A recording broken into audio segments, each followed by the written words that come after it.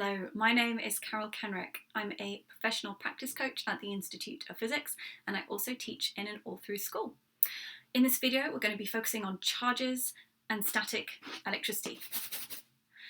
I think it's important to start with making sure students understand charges before you move on to circuits, because otherwise you can't explain any of your observations. So a few pedagogical tools that you'll see in this video are thinking about how we can make the abstract or the invisible things that students can't see visible through visual representations and models, and also thinking about how we can make a link between the microscopic and the macroscopic observations. I hope you enjoy. Let's start with some pedagogical considerations. When teaching physics, it's often useful to make explicit links between the macro and micro scales. Macroscopic is the world of the observable. What can we see? What can we observe going on?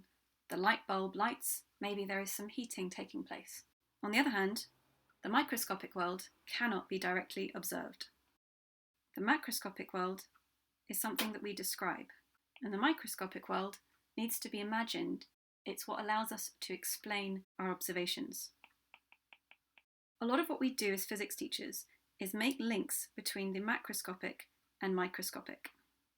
In the same way that chemists would think about the properties of a material in terms of its structure, in physics we think about our observations and explain them through what is going on, in the case of circuits, in the wires. It's helpful to start with concrete examples and experiences that are familiar to students.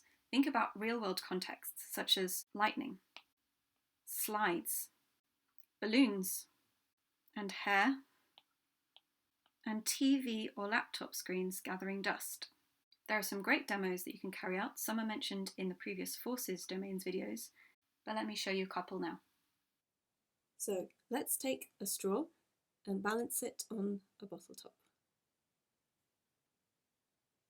To start with, I'll bring a balloon nearby just to see whether it has an effect. No effect. Let's try rubbing the balloon on your hair, or if you've got an acrylic jumper, they work pretty well too.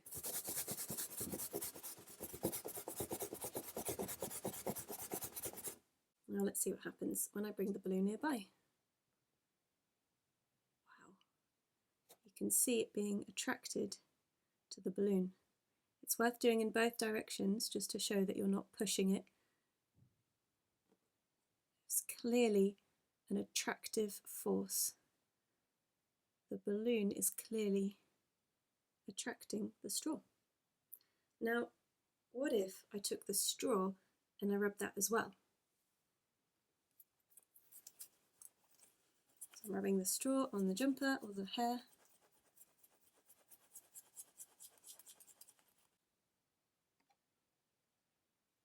So they've both been rubbed. This time, it's being pushed away. It's being repelled. So let's make that connection between our macroscopic observations and the microscopic explanation. At the microscopic level, what did we observe? We observed the straw being attracted to the balloon. To explain this observation, we have to go down to the microscopic level and look at what's going on inside the balloon and inside the straw. If we were to zoom in and have a look inside the balloon, what would we see? We would see that it's made up of atoms. It's worth reminding students of the charges of the subatomic particles. Here are some questions worth thinking about before you teach and to use in your lessons. Charge is a property of matter. In the same way that matter has mass, matter also has charge. It can have positive charge, negative charge, or no charge. And just as matter is affected by gravitational forces, particles that have a positive or negative charge experience electrostatic forces. In the early secondary school years, we want students to know that electrons have a negative charge, that protons have a positive charge, and ions can have a positive charge if they've lost electrons. If you lose negativity, you become a positive, or atoms can become negative ions if they have gained electrons. Because they have picked up negativity, they've become more negative, they are therefore negatively charged. Finally, what makes charge move? the same thing that makes anything move, a resultant force. For instance, an electrostatic force will cause charges to move. If you have a positive charge and you bring it near another positive charge, they will be repelled. If you bring a positive charge near a negative charge, they will be attracted. Another force that can make charges move is friction. If you rub a balloon on your hair, you will physically transfer some of the electrons from your hair onto the balloon. It's really easy to move charges from some materials to others, just through contact or friction. It's worth mentioning the triboelectric series to students. This is simply a list of materials, ranked from the ones that become most positively charged to the ones that become most negatively charged. This is useful for you to know about as a teacher, so that if you plan a demo or investigation for students to carry out, you've got a range of materials that will become positively charged and those that will become negatively charged. The reason why it's called a triboelectric series is that tribo is Greek for rub. A useful tool to help scaffold student understanding is storyboarding. This technique involves breaking down the steps behind an explanation using pictures to help illustrate each stage. In this instance, I've just taken screenshots of the PhET Colorado simulations because, frankly, they're brilliant. In the first step, how do we describe what's going on? At the moment, the balloon has an equal number of positive and negative charges, so we would say that it's not charged.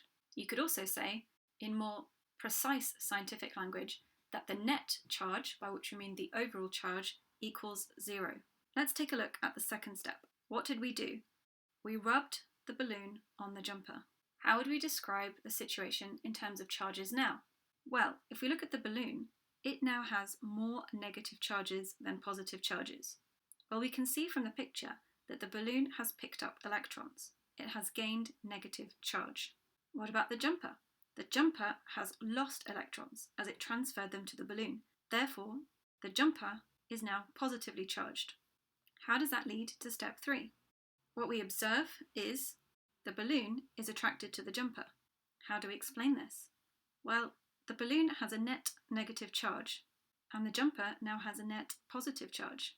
Since opposite charges attract, the balloon is attracted to the jumper. The macroscopic observations are above the picture, and the microscopic explanations are underneath. This helps students to make the link between their observations and the microscopic explanations of what they observe. What if, instead of having two materials that are both insulators, one of them is a conductor? For instance, take this electroscope. You can find more about the history of this in our storytelling video. There's a copper wire passing through a stationary box with 2 sheets of aluminium foil suspended from the wire. What happens when I rub a balloon in my hair and bring it near the top? Have a think. What do you think will happen? As you can see, the 2 sheets of aluminium foil move apart. They are repelled from each other. There's quite a lot going on if you want to try and explain this. Let's use storyboarding again to help explain what's going on. So first of all, let's have a think about the electroscope before we brought the balloon near it. What have we got here? Got a copper wire in a straw. We've suspended 2 pieces of aluminium foil. I then rubbed the balloon on my hair and brought the balloon nearby. What did we observe when I brought the balloon nearby? The 2 sheets of aluminium foil spread apart. What's going on? We need to think about what's happening inside the metal and inside the balloon. When I rubbed the balloon on my hair, I transferred negative electrons to the surface of the balloon. We could describe that part of the balloon as negatively charged. What's going on in the wire? If I looked inside the wire, I would see what we call a metal lattice structure. The positive nuclei of the metal are fixed in position, but we also have what we often describe as a sea of delocalized electrons. These electrons aren't just sitting there, they are moving randomly in all directions. When the balloon is brought close to the wire, the electrons in the wire experience a force and are repelled downwards towards the foil. The extra electrons build up on each piece of aluminium foil, and as a result, they become negatively charged. The negatively charged leaves of the electroscope therefore repel each other and gently lift apart. Take a look at our other domains videos. You might want to watch our video on models next, as it will show you some examples of how to take the step from introducing charges to explaining what is going on in an electrical circuit.